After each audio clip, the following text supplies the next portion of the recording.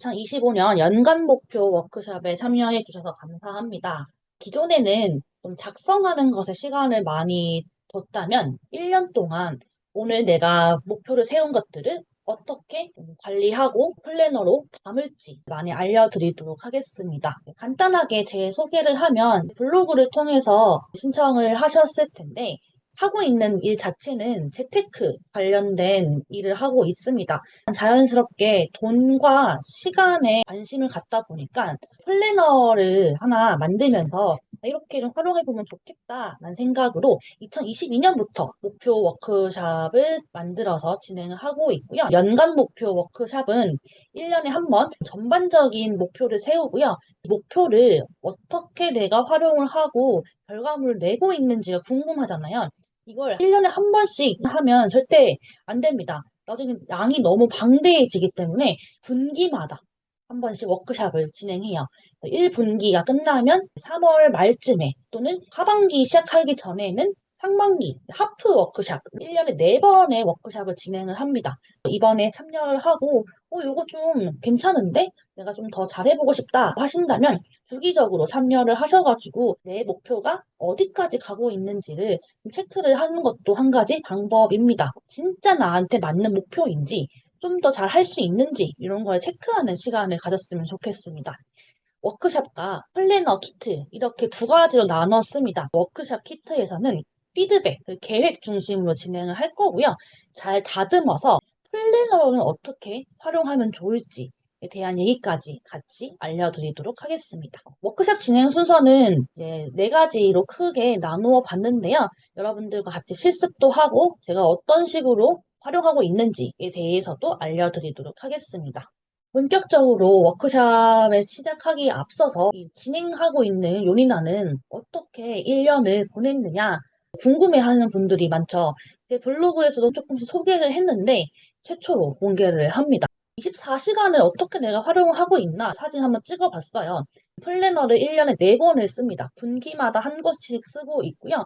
만다라트 목표 1년짜리를 만들면 그거를 가지고 나누는 거예요. 예를 들면 1년짜리 목표를 세워도 어떤 목표는 겨울에 해야 하는 목표가 있고 어떤 목표는 가을에 하는 목표가 있을 거 아니에요. 그런 목표까지 다 들고 가면 괜히 부담스럽고 어차피 지금 안 할 건데 이 목표 때문에 다른 목표가 좀 흐려지는 경우가 있습니다. 상반기 때는 어디까지 해야 되는지를 나눌 수가 있겠죠. 좀 더 디테일하게 나가면 1분기까지는 얼만큼 해야 되는지를 체크를 할 수가 있어요. 열심히 살기, 적당히 먹기, 많이 하기, 추상적으로 쓰는데요. 그러면 목표 관리가 안 됩니다. 우리는 숫자를 많이 넣을 거예요. 예를 들면 독서 많이 하기가 아니라 내 기준으로 많이가 얼만큼인지. 저는 한 1년에 100권 읽는 게 목표예요.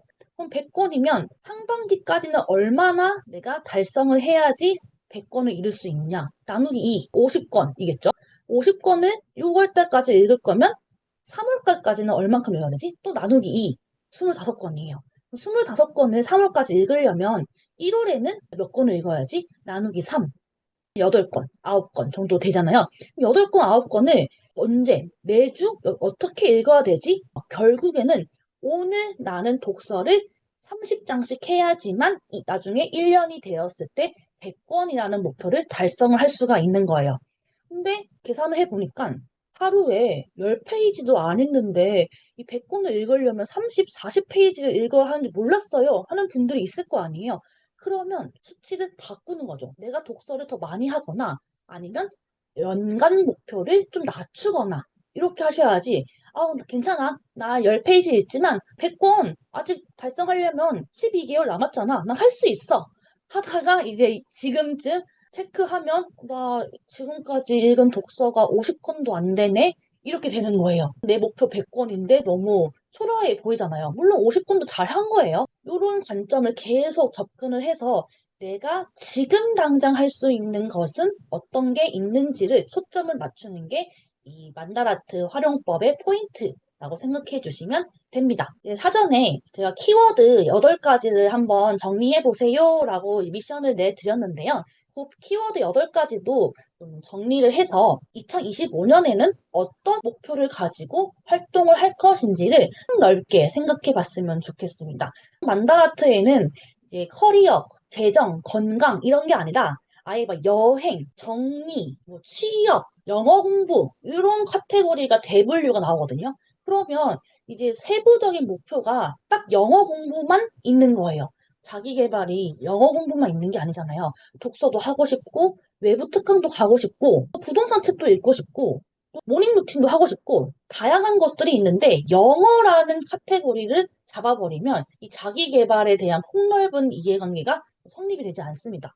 목표를 세울 때 영어라는 목표를 세우고 싶어도 영어의 상위 단계가 뭔지, 자기 개발인지, 또는 커리어인지, 더 포괄적인 목표를 세워보시는 게 한 가지 팁입니다. 이렇게 목표를 쭉 세우면요. 그 다음에 저는 아침에 일어나서 제일 먼저 하는 게 요 확언을 읽는 거예요. 1번부터 10번까지 확언을 적는 게 있는데 그냥 적는 게 아니라 미래의 일기 내용들을 적을 겁니다.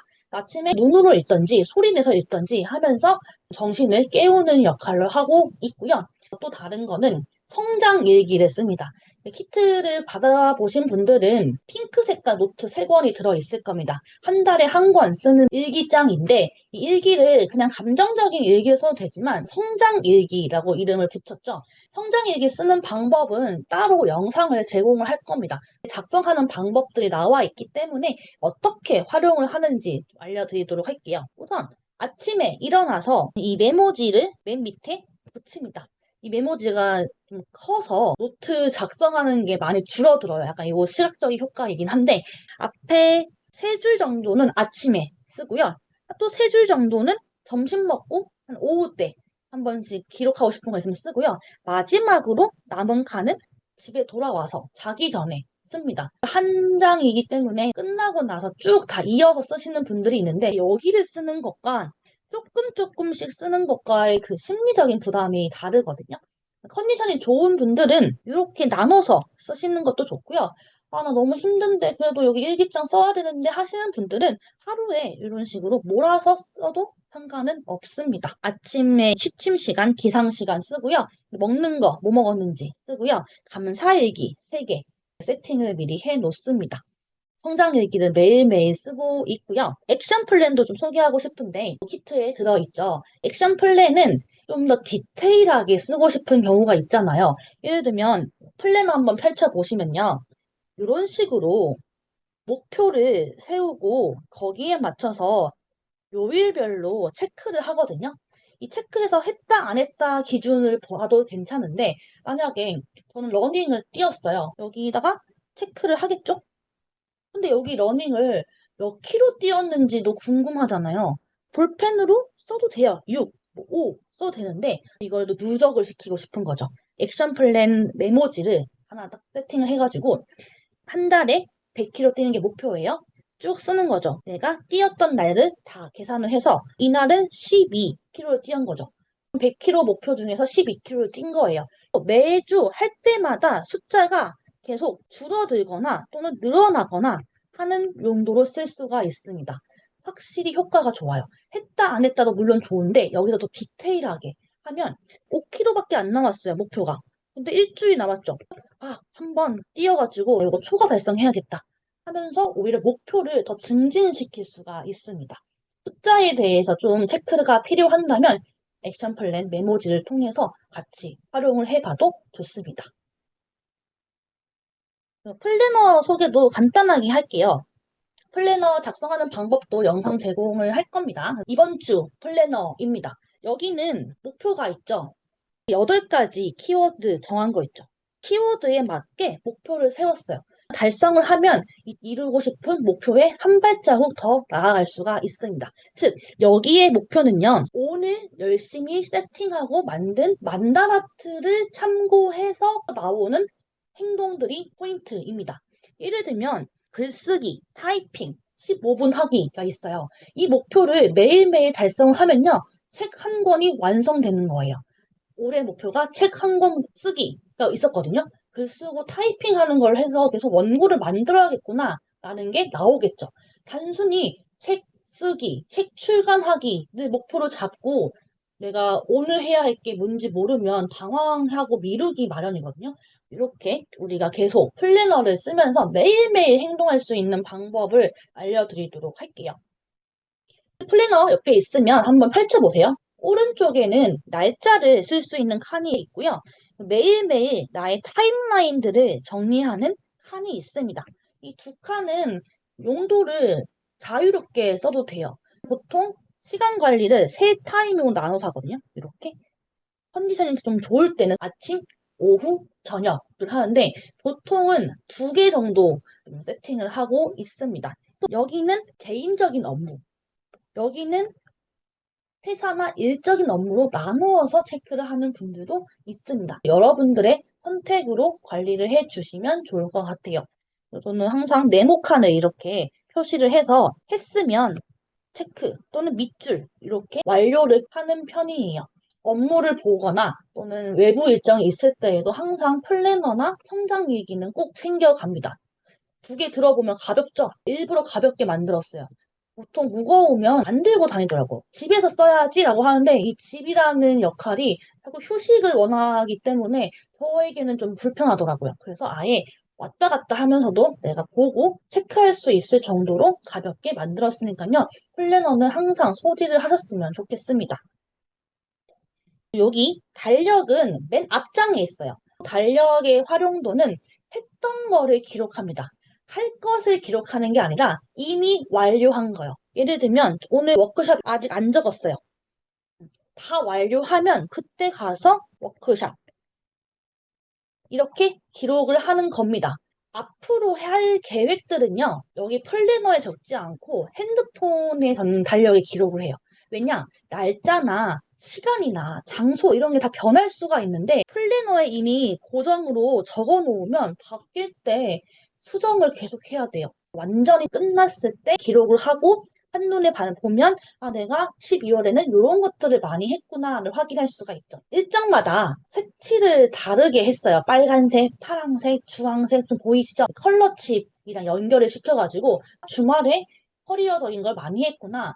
평소에는 당근을 좀 거래를 했구나. 눈으로 확인할 수 있을 정도로 구분을 하고 있습니다.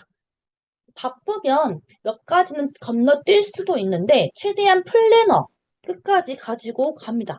왜냐하면 있어야지 한 달 결산, 분기 결산, 반기 결산, 1년 결산할 때 시간을 아껴줘요. 키워드 리뷰하고 월별 리뷰 쓰는 거는 한 30분도 안 걸렸어요. 다 있는 자료들을 가지고 취합만 하면 되는 거기 때문이죠. 근데 아직 이게 작성이 없는 분들은 1월부터 12월까지 다 체크를 계속 해야 되는 좀 번거로움이 있습니다. 플래너를 잘 활용을 하면 결산할 때도 도움을 많이 받을 수가 있다라는 거를 좀 알려드리도록 하겠습니다.